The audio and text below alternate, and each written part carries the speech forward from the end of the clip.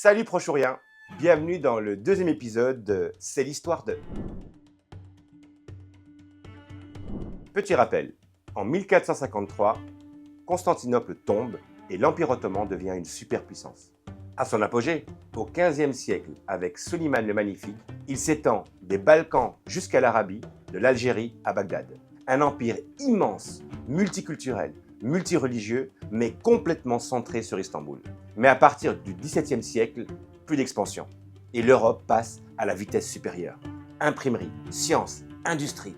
Pendant ce temps, l'Empire ottoman, lui, freine. L'imprimerie est rejetée pendant des siècles, de peur qu'elle ne bouscule l'ordre religieux. Résultat, l'écart technologique avec l'Europe se creuse.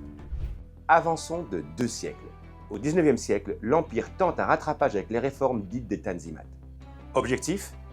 Moderniser l'administration, l'armée, l'école en copiant l'Europe. Sur le papier, c'est ambitieux. Mais dans les faits, c'est lent et ça coince. L'Empire reste miné par les inégalités, les tensions internes et une élite qui résiste toujours au changement. En parallèle, les puissances européennes avancent leurs pions. Elles grignotent des territoires, soutiennent des révoltes et imposent des traités. L'Empire devient l'homme malade de l'Europe. Oui, parce que ça peut te paraître étonnant, mais à l'époque, l'Empire ottoman est considéré comme une puissance européenne à part entière.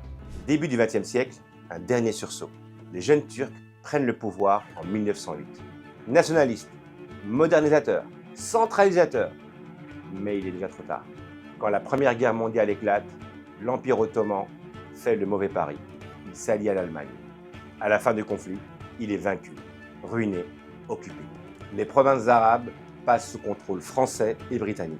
On redessine complètement les cartes et des États artificiels commencent alors à émerger. C'est aussi à cette période que se produit le génocide arménien, orchestré par le gouvernement jeune turc.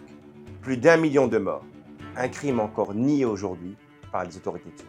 En 1923, Mustafa Kemal prend le pouvoir, il refuse les conditions des Alliés et fonde la République de Turquie.